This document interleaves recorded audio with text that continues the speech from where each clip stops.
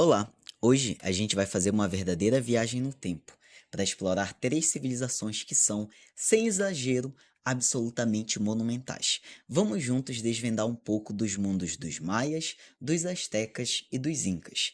E para começar nossa conversa, vale fazer uma pergunta bem importante. Como é que era a América antes da chegada dos europeus? Muita gente ainda tem aquela imagem de um lugar vazio ou até primitivo, só que na realidade era outra coisa, completamente diferente. Pensa só nisso: cidades gigantes pulsando com vida. A capital asteca, Tenochtitlan, por exemplo, tinha mais de 200 mil pessoas morando lá no comecinho do século XVI.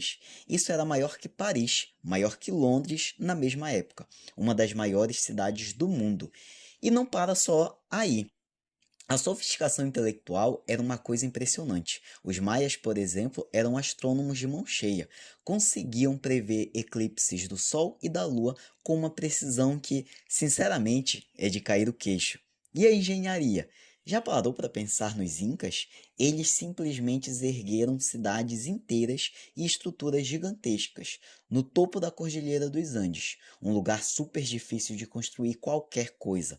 É uma façanha de engenharia que desafia a gente até hoje. Ok, então vamos colocar um pouco de ordem nisso tudo. Basicamente, estamos falando de três potências, cada uma no seu canto e no seu tempo.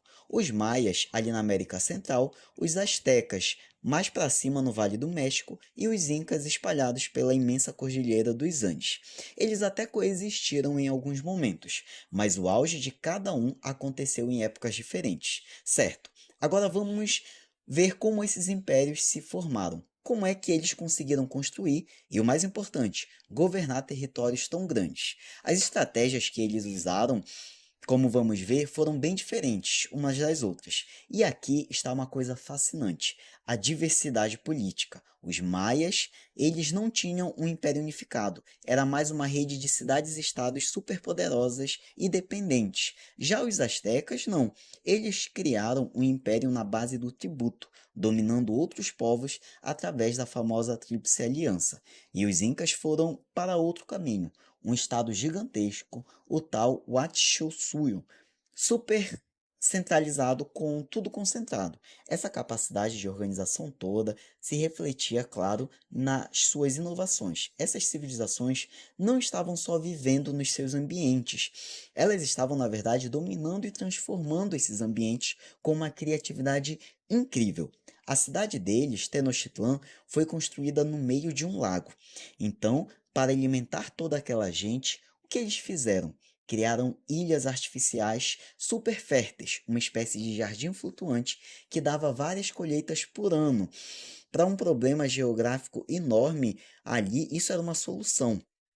Como conectar um império gigante no meio de montanhas? A resposta foi a mita, um sistema de trabalho obrigatório, como um serviço público. Foi essa mão de obra que construiu a incrível rede de estradas Inca e os terraços para a agricultura até cidades como Machu Picchu.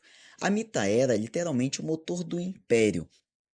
Eles desenvolveram um sistema matemático de base 20 e o mais incrível, que incluiu o conceito do zero, uma verdadeira revolução para a época. Eles criaram tabelas astronômicas para prever os movimentos dos astros e tinham um dos sistemas de escrita mais complexos de todas as Américas. Mas para a gente entender de verdade essas culturas, a gente precisa olhar para as suas crenças. A religião não era só parte da vida deles. Era o centro de tudo, era o que organizava a sociedade. Aqui a gente chega a um ponto super importante: o sacrifício. É fácil olhar para hoje e ver isso só como brutalidade, mas para eles era uma obrigação cósmica. A crença era que o sangue, a energia vital, era o alimento dos deuses, era o que garantia que o sol ia nascer todo dia e o que o universo continuasse funcionando. E claro, cada povo tinha seus deuses. Os maias tinham deuses muito ligados à natureza.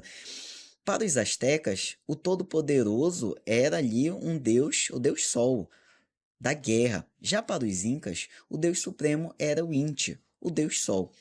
E mais, o próprio imperador, o Sapa Inca, era visto como um descendente direto do Sol. Bom, mas a gente sabe que esses impérios chegaram ao fim. A história do declínio deles é muito complexa, cheia de detalhes e muitas vezes bem diferente do que a gente aprende por aí. Primeiro, vamos quebrar o mito. Aquele papo do colapso maia, de que eles simplesmente desapareceram. Não foi bem assim. O que aconteceu foi um processo lento, de séculos em que grandes cidades foram abandonadas e o poder político se fragmentou. O povo maia não sumiu, ele se adaptou e continuou existindo. Já com os astecas e incas, a história foi outra. O confronto foi direto, rápido e muito violento. Essa linha de tempo mostra como tudo aconteceu numa velocidade impressionante. Em 1519, Cortés chega. Só 2 anos depois, a poderosa Tenochtitlan já tinha caído. E pouco mais de 10 anos depois, Pizarro já estava começando a conquista do Império Inca. Foi tudo muito rápido, mas calma lá. Seria muito simples dizer que só a força militar dos espanhóis fizeram isso. A história é mais complexa. Foi uma tempestade perfeita, na verdade. As doenças que vieram da Europa, como a varíola, foram absolutamente devastadoras. Mataram milhares. Soma isso a conflitos que já existiam por aqui, como a Guerra Civil, que enfraqueceu os incas. Para fechar o pacote, os espanhóis foram muito espertos, fizeram alianças com povos que já eram inimigos dos impérios, mas mesmo com a conquista e a colonização, a história não acabou ali. De jeito nenhum. O legado dessas civilizações é gigantesco e continua vivo, ecoando no nosso mundo até hoje. E esse legado não é peça de museu, não. Ele está vivo. Milhões de pessoas falam ali a língua dos astecas, lá no México. O símbolo central da bandeira mexicana vem direto de uma lenda asteca. As estradas incas ainda podem ser vistas nos Andes, e o mais incrível, a gente ainda está descobrindo cidades maias perdidas na floresta. A história ainda está sendo escrita literalmente. O legado deles está gravado nas pedras. Cada descoberta nova nos lembra de uma coisa muito importante. Existiam universos inteiros de saber, de ciência e de cultura aqui, muitos antes de que a gente costuma chamar de história. E tudo isso nos leva a uma última reflexão. Que outras histórias, que outros mundos ainda estão por aí, só esperando para serem descobertos e finalmente compreendidos?